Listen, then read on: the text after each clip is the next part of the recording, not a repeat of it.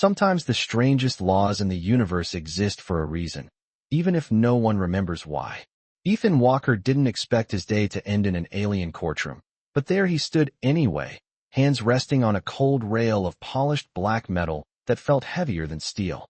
The chamber stretched upward like the inside of a cathedral, at least 200 feet high by his estimate, its curved walls glowing faintly with bands of silver light that pulsed slowly like a heartbeat. The air smelled faintly metallic, sharp and sterile, and the temperature hovered just a little cooler than comfort, maybe 65 degrees. Ethan kept his breathing steady. 30 pairs of alien eyes watched him from the circular tiers above. Most of them were tall, elegant beings with skin that shimmered in shades of blue and silver, their long robes flowing like liquid light as they shifted slightly in their seats. The Aurelians. 1 week ago, Ethan had been repairing a damaged xenobiology scanner on an orbital research station over Jupiter's moon Europa. Now he was standing 12 light-years away from Earth on a planet he had never heard of, trying very hard not to look completely out of place in front of what appeared to be an entire alien council. A quiet tone echoed through the hall. Not loud, but powerful enough to silence every whisper in the room. At the center of the chamber, a circular platform rose slowly from the floor. Standing upon it was a woman, or something very close to one. Her skin held a deep blue tone, like moonlight reflecting on dark water, and faint silver patterns moved across it whenever she shifted beneath the overhead glow. Her hair fell down her back in a long cascade of pale white strands that seemed almost weightless in the still air. She wore no crown, but the room reacted to her presence the way a forest reacts to thunder. Everyone went still. Ethan swallowed quietly. Even from 50 feet away, he could feel the gravity of her gaze. A voice, calm and ancient, flowed through the chamber from hidden speakers embedded in the walls. The council recognizes the activation of the Valerian life debt. A soft murmur rippled through the tiers. Ethan frowned slightly. Life debt. That phrase hadn't been in the brief explanation the transport officers gave him. The voice continued. 1 week ago, human citizen Ethan Walker intervened during a biological containment failure within the Royal Bioarchive. His actions prevented the collapse of the Eastern Research Wing and preserved the life of Lady Seralith Valeris. Ethan's eyes moved slowly back toward the woman standing on the platform. So that was her name. Seralith. The woman did not smile. She did not move, but her luminous violet eyes rested on him with a strange intensity, like she was measuring something invisible. The council voice resumed. Under the ancient statutes of Aurelia, such an act invokes the Valerian Accord. Another pause. This time the chamber felt heavier somehow. Therefore, by law older than this council itself, the human known as Ethan Walker will fulfill the life debt bond. Ethan blinked once, then twice. That didn't sound promising. The voice finished the sentence with quiet finality. For 30 consecutive nights, he will remain in the household of Lady Seralith Valeris. The entire chamber fell silent. Ethan slowly straightened. 30 nights? He looked around the enormous room again, hoping someone might laugh or clarify that this was some kind of ceremonial misunderstanding. No one did. Above him, alien nobles whispered behind glowing veils of silver cloth. On the platform, Lady Seralith finally moved. Just one small step forward. The soft light slid across her blue skin like water. Her eyes never left Ethan. When she spoke, her voice carried easily across the entire chamber. Smooth, calm, almost cold. Human, do you understand the law you have awakened? Ethan considered that question for exactly 1 second. Then he gave the most honest answer he had. Not even a little. For the first time since the hearing began, something shifted in Seralith's expression.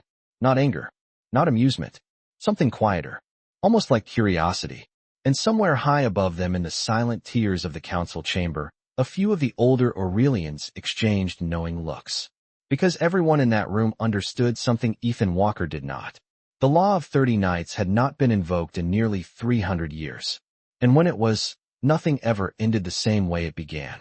The council chamber emptied slowly, like the tide pulling back from a silent shore, and Ethan Walker remained standing at the rail for several seconds after the last echo of footsteps faded into the enormous hall. The silver lights along the curved walls dimmed to a softer glow, and the temperature seemed to drop another degree. 64 maybe. Ethan guessed automatically. His mind always reached for numbers when the situation felt strange. Right now, everything felt strange. A soft chime sounded somewhere behind him. Ethan turned just as two tall Aurelian attendants approached from the far side of the chamber floor. Their robes shimmered like liquid glass, and thin bands of light floated around their wrists as if responding to their movements. Neither of them looked hostile, but neither of them looked particularly friendly either. One of them gestured politely toward the wide corridor beyond the chamber doors. "Human Ethan Walker," the attendant said in careful English. "You will come with us." Ethan rubbed the back of his neck and glanced once more toward the raised platform where the blue-skinned noblewoman had stood only moments before. Lady Seralith Valeries. The name still sounded unreal in his head. A week ago, she had been nothing more than another researcher inside the bioarchive facility, moving between containment labs with the quiet authority of someone who owned the building. Then the containment alarm had triggered. Then the pressure seals had begun to fail. Ethan had simply reacted the way any technician would. He rerouted the power grid, stabilized the containment field. The system logs later said the entire eastern wing would have collapsed without the override. At the time, he had not known anyone important was inside that section of the building, especially not an alien noble whose name apparently carried the weight of ancient laws. Ethan exhaled slowly and stepped away from the rail. "Sure," he said. "Lead the way." The attendants guided him through a pair of towering doors that opened without a sound. Beyond them stretched a long corridor that glowed with soft white panels along the ceiling. The floor beneath Ethan's boots felt smooth like polished stone, but warmer than marble. Maybe 70 degrees. The air carried a faint scent that reminded him of rain on clean metal. As they walked, Ethan noticed the architecture changing around them. The massive civic design of the council chamber slowly gave way to something quieter. Tall windows appeared along the right side of the corridor, revealing a twilight sky streaked with violet clouds and two pale moons hanging low over distant towers.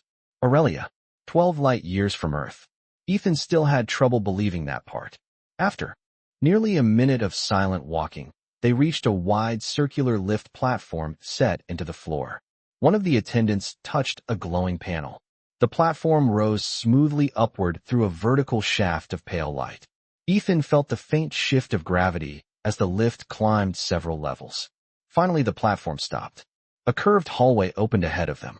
Softer lighting, warmer air. Somewhere nearby, he could hear the faint sound of running water. A residence level, he guessed. The attendants stopped in front of a tall door shaped from layered silver panels. One of them turned to Ethan. "Your 30 nights will begin here." Ethan stared at the door. Just like that. The attendant inclined his head slightly. "The law does not delay once invoked." Ethan nodded slowly and reached for the handle. Before his hand touched the metal, the door opened quietly on its own. Lady Seralith Valeries stood on the other side of the threshold. Up close, she seemed even taller than he remembered, her blue-silver skin reflecting the warm light of the chamber behind her.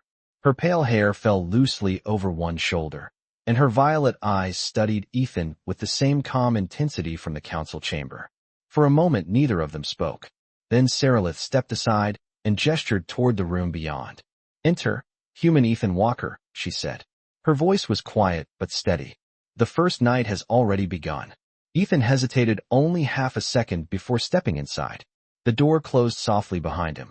Somewhere far above the city towers of Aurelia, the first of the 30 nights settled over the alien world. The room Ethan Walker stepped into felt nothing like the cold scale of the council chamber. The door sealed behind him with a soft whisper of moving panels, and suddenly the air felt warmer, maybe 72 degrees, carrying the quiet scent of something floral and unfamiliar. Ethan paused just inside the entrance and took a slow look around. The chamber was enormous, easily the size of a basketball court, yet arranged with a strange sense of calm balance. Smooth silver walls curved gently upward toward a high ceiling where soft bands of light drifted like thin clouds. On one side of the room, a tall glass window stretched nearly 30 feet from floor to ceiling, revealing the alien night outside. Aurelia's skyline shimmered in the distance, towers of white metal rising into a sky filled with violet stars, and two pale moons hanging low above the horizon. Somewhere far below, faint lights moved through the city like slow rivers. Ethan let out a quiet breath. That view would sell for a few $1 million back on Earth, he muttered. Behind him, Lady Saralith moved across the room with a smooth, effortless step that made almost no sound against the polished floor. Ethan noticed that even the way she walked felt different from human movement. Slower, more deliberate, as if every step had already been measured before it happened. She stopped near the center of the chamber and turned to face him. "You may place your belongings anywhere along the west wall," she said calmly. Ethan glanced down at the small travel pack still slung over his shoulder. It held little more than a spare shirt, a tablet computer, and a handful of tools he had grabbed before security officers transported him to the council hearing. Not exactly the luggage someone packed for a month-long stay in an alien noble residence. "Right," Ethan said, walking toward the indicated wall. He set the pack down beside a low metallic table and turned back toward her. For a moment, neither of them spoke. The silence felt strange, but not uncomfortable, just unfamiliar. Saralith watched him carefully, her violet eyes reflecting the dim light of the room. Up close, Ethan could see faint silver patterns moving slowly across her blue skin, like shifting reflections on water. He had noticed something similar inside the research facility before the accident. Aurelian biology was still one of the least understood subjects in xenobiology. "This law," Ethan said finally, gesturing lightly toward the room around them. "Does it always involve sharing the same living space?" Saralith tilted her head slightly, as if considering the question more seriously than he expected. "Yes." Her voice remained steady. "The life-debt bond requires proximity. The purpose is observation." Ethan raised an eyebrow. "Observation of what?" Saralith did not answer immediately. Instead, she walked slowly toward the tall window and looked out at the glowing city below. When she spoke again, her voice carried a quieter tone. "Observation of character." Ethan folded his arms loosely and leaned against the table behind him. "So for 30 nights you and I just observe each other?" A faint flicker of something crossed Saralith's expression. Not quite amusement, but close. "The law does not specify what the bonded individuals must do," she said. "Only that they remain within the same household until the cycle of 30 nights is complete." Ethan let out a short breath through his nose. "That sounds like the universe's most awkward roommate agreement." Saralith turned slightly, studying him again. The silver patterns along her skin shifted faintly as the light changed. "Most humans react to this law with fear." Ethan shrugged. "Fear is not going to change the rule, right?" Another quiet pause followed. Outside the window, one of Aurelia's moons drifted slowly behind a thin layer of violet cloud. Saralith spoke again, softer this time. "No, it will not." Ethan nodded once and walked toward the window beside her. For a moment, they both looked out over the alien city in silence. Finally, Ethan glanced sideways at her. "Well," he said gently, "we have about 30 nights to get through. We might as well start by not making it miserable." Saralith's gaze remained on the horizon, but for the briefest second, the corner of her expression softened. Somewhere deep in the quiet towers of Aurelia, the first night continued to unfold exactly as the ancient law intended. 2 strangers, 2 species, and 30 nights still waiting in the dark. Morning on Aurelia did not arrive with sunlight. It arrived with color. Ethan Walker realized that slowly as his eyes opened and the room around him shifted from deep indigo shadows to a soft wash of violet and silver light spilling through the enormous window across the chamber. The sky outside looked different now. Instead of the dark velvet night filled with stars, pale streaks of turquoise and lavender clouds stretched across the horizon like long brushstrokes on a painting. One of the distant moons still hung low above the city towers, glowing faintly as if reluctant to leave. Ethan sat up on the low resting platform that had quietly reshaped itself into something resembling a bed during the night. The surface adjusted to movement like memory foam, but felt warmer, maybe 73 degrees. He rubbed his eyes and looked around the chamber. For a few seconds he forgot where he was. Then he saw the alien skyline outside the window and remembered everything all at once. 30 nights. Ancient law. Alien noble roommate. Ethan swung his feet to the floor and stretched his arms over his head, joints popping softly. "Well," he muttered to himself, "first morning on another planet." A quiet sound from the other side of the room caught his attention. Lady Saralith stood near a tall circular console built into the wall, her back partially turned toward him. The silver patterns along her blue skin reflected the rising glow from the sky outside, shifting slowly like gentle waves across her arms and shoulders. She appeared to be studying a floating series of translucent symbols projected above the console. Ethan glanced toward the window again and checked the angle of the light out of habit. "What time is it here?" he asked casually. Sarilith did not turn right away. "The first morning cycle has just begun," she said. "In your Earth measurement, approximately 6:23 in the morning." Ethan nodded slightly, impressed. "That is oddly specific." She turned then, folding her hands loosely in front of her. "Our planetary cycle differs slightly from Earth. Aurelia rotates once every 26 hours. Ethan whistled quietly. "So your day is 2 hours longer." "Yes." Ethan stood and walked toward the window, rubbing the back of his neck as he studied the unfamiliar sky. The city below had begun to wake. Small gliding craft drifted between the white towers like quiet birds, their engines producing almost no sound at this distance. A few long bridges stretched across the skyline, glowing faintly with streams of moving lights. "I am guessing the law does not pause for sleep schedules," Ethan said. "No." Sarilith stepped closer, stopping a few feet away beside him. "The bond remains active during the entire 30-night cycle." Ethan leaned his forearms lightly against the window rail and looked down at the distant city streets. "You know," he said thoughtfully, "back home when someone saves another person's life, the usual reward is maybe dinner and a thank you card." Sarilith studied him with quiet curiosity. "On Aurelia, life debts carry greater weight." Ethan glanced sideways at her. "Yeah, I am starting to see that." For a moment the two of them simply watched the alien city together as the strange morning colors brightened the sky. Then Ethan straightened slightly and gestured toward the floating console behind her. "So what do Aurelians normally do during a morning cycle?" Sarilith considered the question carefully before answering. "Work, study, observation." Ethan smiled faintly. "Observation again." Her violet eyes held his calmly. "The law was created so that two individuals from different paths could learn who the other truly is." Ethan folded his arms loosely. "And what if they do not like what they learn?" Sarilith's silver patterns shifted slightly under the growing light. "Then the law still ends after 30 nights." Ethan looked back out the window again, watching a group of small aircraft glide between the towers below. "That is fair," he said quietly. Then he glanced at her again with a small grin.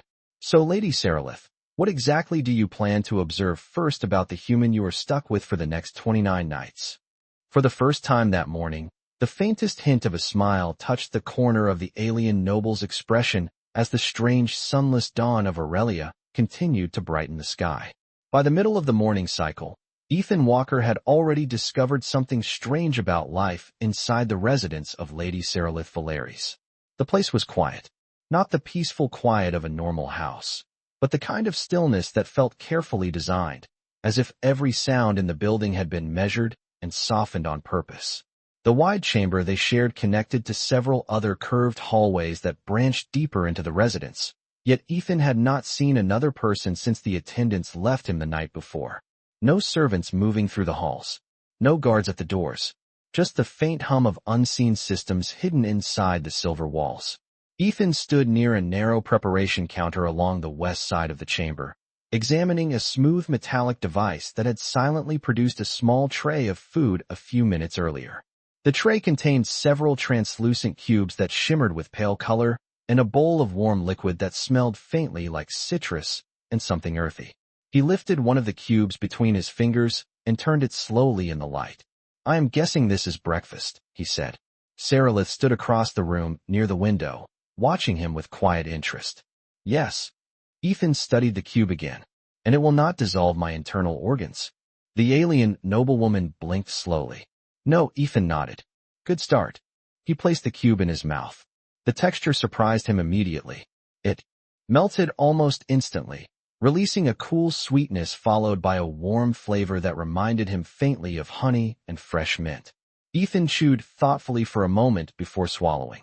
"Okay," he admitted. "That is actually pretty good." Sarilith stepped closer, her long white hair shifting softly across her shoulder as she moved. "Your species requires regular nutrient intake," she said. The residence systems are programmed to replicate food that matches your biological profile. Ethan raised an eyebrow. So the house knows what humans can eat? Yes. Ethan took another cube from the tray. Your technology is starting to make Earth kitchens look very outdated. Saralith observed him quietly as he ate, her expression calm but curious. After a moment she spoke again. You appear comfortable here. Ethan shrugged lightly. I have learned something useful in my line of work. What is that? When you end up somewhere strange, the fastest way to survive is to act like it is normal. Saralith tilted her head slightly. Even if it is not normal? Ethan smiled faintly. Especially then. The alien noblewoman considered this idea carefully. Outside the window, a group of sleek silver transport craft drifted between the distant towers of the city, catching the morning light as they passed. Your reaction differs from most species, she said after a moment. How so? Many individuals experience anxiety when removed from familiar environments. Ethan took a sip from the warm bowl of liquid. The taste reminded him of tea mixed with citrus. Oh, I am definitely experiencing anxiety, he said calmly. I am just choosing not to panic about it. For the first time that day, Saralith let out a very quiet breath that almost sounded like a laugh. It was brief, but unmistakable. Ethan noticed it immediately and pointed lightly at her with the spoon. There it is. She looked slightly puzzled. What? That sound? Ethan grinned. Pretty sure that counts as progress on day one. Saralith's silver skin patterns shifted faintly as she studied him again, her violet eyes thoughtful. Progress toward what? Ethan leaned back against the counter and glanced around the quiet residence. Toward proving that 30 nights in the same house does not have to feel like a prison sentence. Saralith followed his gaze across the chamber. The soft light of Aurelia's morning continued to fill the room, reflecting gently off the silver walls and polished floor. After a long moment, she spoke again, her voice quieter than before. You may be the first individual to describe the life-debt bond in such a way. Ethan shrugged once more and reached for another food cube. Well, he said, someone has to try making it interesting. Somewhere far below the residence towers of Aurelia, the city continued its steady morning rhythm, completely unaware that inside one quiet chamber 2 very different lives had just begun learning how to share the same 30 nights. The afternoon cycle on Aurelia arrived quietly, the violet sky outside the towering window gradually shifting into a softer shade of pale gold and lavender. Ethan Walker had discovered by then that time inside the residence moved differently from what he expected. Not slower exactly, just calmer. The wide chambers and curved hallways absorbed sound so well that even his footsteps seemed polite, as if the building itself preferred silence.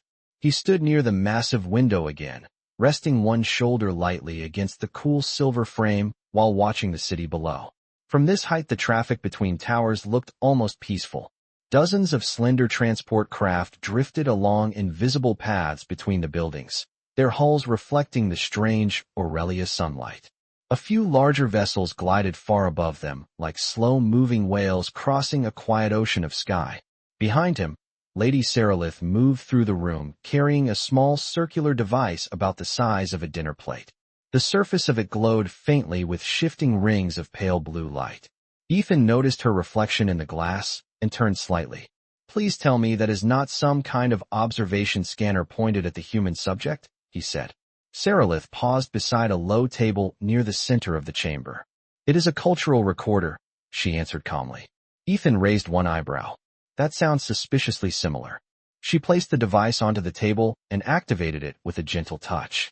The glowing rings expanded into the air above the surface, forming a soft projection of floating symbols and lines of data. The life-debt bond requires documentation, she explained. Each participant records observations throughout the 30 nights. Ethan walked over and leaned down slightly to study the projection. The symbols looked elegant but completely unfamiliar, curving shapes that shifted slowly like living calligraphy. So you are basically keeping notes about me, he said. Yes. Ethan nodded thoughtfully. That feels fair. Humans do something similar. Saralith looked up. You document bonded experiences? Ethan smiled faintly. We call them diaries. The alien noblewoman considered this idea for a moment before returning her attention to the recorder. A thin beam of light moved slowly across the table as it scanned the surrounding environment. Ethan folded his arms loosely and watched the device work. Out of curiosity, he said, "What have you observed so far?" Sarilith answered without hesitation. "You display low levels of fear despite unfamiliar surroundings. You use humor as a stabilizing behavior. You prefer standing near open views when possible." Ethan nodded slowly. "Okay, that last one is accurate." He glanced back toward the city skyline beyond the window. "Humans like horizons." Sarilith studied him again, the silver patterns across her skin shifting softly under the afternoon light. "Why?" Ethan thought about the question for a moment. Then he pointed toward the far distance where the towers faded into a thin haze of atmosphere. "Because horizons remind us that there is always more world beyond what we can see." The chamber grew quiet again after he said that. Sarilith looked out the window beside him, her violet eyes following the direction of his gesture. For several seconds, she did not speak. The recorder continued humming softly behind them, capturing every detail of the moment. Finally, she said, very quietly, "That concept does not exist in most Aurelian philosophy." Ethan glanced at her. "Horizons. Hope beyond visible limits." Ethan leaned back against the window frame and crossed his arms again. "Well," he said gently, "maybe that is something worth observing during these 30 nights. Sarilith turned her gaze from the distant skyline back to him. For the first time since the bond had begun, there was no trace of cold formality in her expression, only quiet curiosity. Outside the towering residence, the afternoon sky of Aurelia slowly deepened toward evening, and the long record of their shared 30 nights continued to unfold one small observation at a time. By the time the second evening arrived on Aurelia, the sky outside the towering residence had turned a deep shade of violet again, streaked with slow-moving bands of silver clouds that glowed softly in the fading light. Ethan Walker stood near the long observation window once more, hands resting lightly on the cool rail while he watched the city begin its quiet transformation into night. The traffic between towers had thinned, replaced by long streams of floating lantern craft that drifted along the upper levels of the skyline. From this height, they looked like small rivers of light flowing through the air. Behind him, the chamber remained calm and silent, the gentle hum of hidden systems blending with the faint whisper of circulating air. Ethan had begun to notice something about that silence. It no longer felt strange, just peaceful. A soft sound from the central table drew his attention. Lady Sarilith stood beside the cultural recorder again, its circular surface glowing faintly as it captured the details of the evening cycle. The device had been active for several hours now, quietly documenting everything from their conversations to the slow changes of light inside the residence. Ethan turned slightly and leaned back against the window frame. "That recorder never seems to stop working," he said. Sarilith glanced up from the device. "Observation is continuous during the bond." Ethan nodded slowly. "Right. I remember." He studied her for a moment, noticing the subtle shift of silver patterns across her blue skin as the evening light changed around them. Earlier in the day, those patterns had moved slowly like reflections on calm water. Now they seemed brighter, responding to the darker tones of the room. "Does it ever get exhausting?" he asked. Sarilith tilted her head slightly. "What does being observed?" Ethan gestured toward the recorder. "Or observing someone else." The alien noblewoman considered the question carefully before answering. "Among my people, observation is considered a form of respect." Ethan smiled faintly. "That is an interesting way to look at it." Sarilith stepped away from the table and moved toward the window beside him. For a moment, neither of them spoke as they watched the slow movement of lights across the city. Finally, she said quietly, "Humans appear comfortable with emotional uncertainty." Ethan let out a small breath through his nose. "We are not always comfortable with it. Yet you accept it." He shrugged. "We do not always have a choice." Sarilith studied his face for several seconds, her violet eyes thoughtful. "Earlier today you spoke of horizons," she said. "Yes. The idea that something greater may exist beyond what can be seen." Ethan nodded once. "That is the general idea." Sarilith turned back toward the distant skyline, watching the glowing craft drift through the darkening air. Aurelian philosophy does not encourage belief in unknown outcomes. Ethan crossed his arms loosely. "That sounds like a pretty limiting rule." It promotes stability. Ethan smiled slightly. Humans have a different approach. Explain. He pointed toward the horizon where the last traces of daylight were fading behind the towers. We know the future is uncertain, but we move toward it anyway. Saralith followed the direction of his gesture again, her expression unreadable for a long moment. The evening wind high above the city brushed softly against the outer surface of the window. Your species is unusual, she said quietly. Ethan chuckled under his breath. Yeah, we get that a lot. The chamber grew quiet again as the second night deepened across Aurelia. The cultural recorder continued its gentle glow behind them, capturing every word and movement inside the residence. But for the first time since the bond had begun, neither Ethan nor Saralith seemed to notice it anymore. They simply stood together at the window, watching the alien night unfold beyond the horizon that only one of them truly believed in. The third night on Aurelia arrived with a quiet storm of silver clouds rolling slowly across the sky, their edges glowing faintly under the pale light of the two distant moons. Ethan Walker stood alone near the towering window for a long moment, watching the strange weather drift over the city far below. From this height, the clouds moved like slow rivers of light across the dark violet sky. Occasionally, one of the upper air transport lanes flashed through the mist, a sleek craft cutting silently across the glowing horizon before vanishing again into the drifting silver haze. Ethan folded his arms loosely and leaned against the window frame. The glass felt slightly cool under his shoulder, perhaps 68 degrees. He had started noticing small details like that since arriving on Aurelia. The steady temperature of the residence, the quiet hum of hidden machines inside the walls, the calm rhythm of life inside a world that felt ancient and carefully balanced. Behind him, the chamber lights had dimmed into soft bands of pale blue along the curved ceiling. The cultural recorder still rested on the central table, its circular rings glowing slowly as it documented the evening cycle. Ethan glanced back toward it and shook his head with a quiet smile. You are probably recording more silence than conversation tonight, he said softly. Observation does not require constant speech. The voice came from across the room. Ethan turned to see Lady Saralith standing near the curved entry hall, her long white hair catching the dim light as she stepped slowly into the chamber.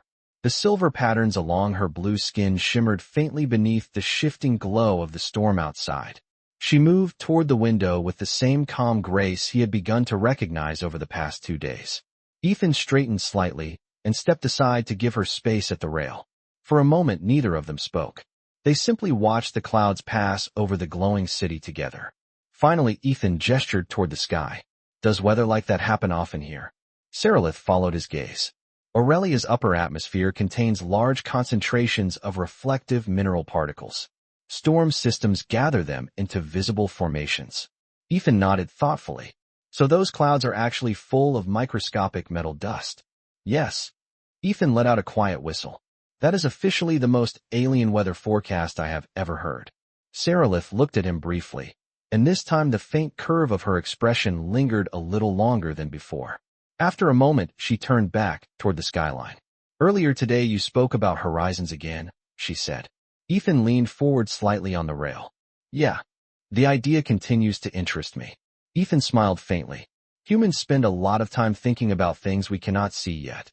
Saralith studied the distant edge of the city where the towers faded into the glowing mist of the storm. Among my people, the future is expected to follow predictable patterns.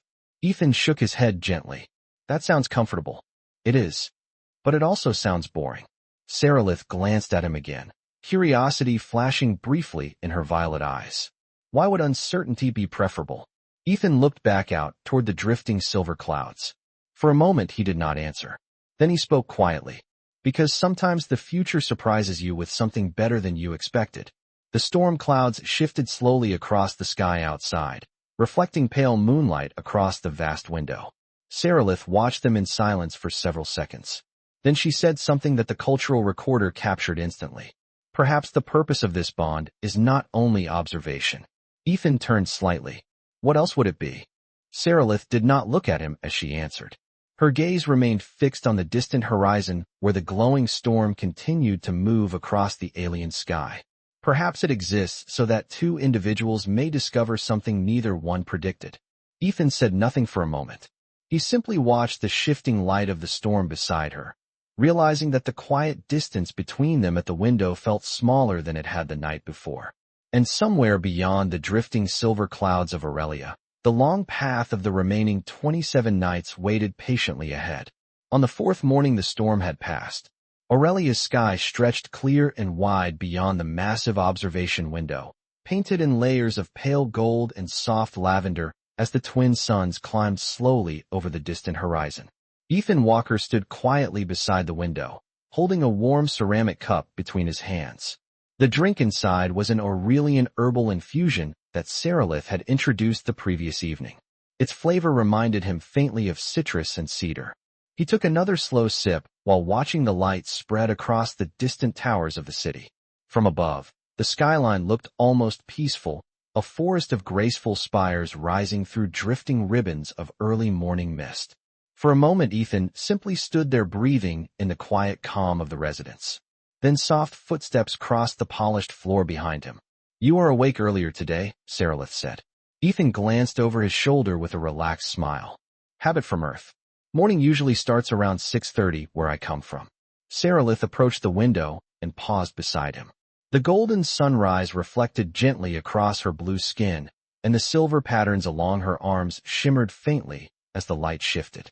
"The residence systems indicated your activity 2 hours before the expected cycle," she said. Ethan chuckled softly. "I guess your system does not account for human restlessness." Seralith studied the distant skyline for a moment. Restlessness is not a common Aurelian trait.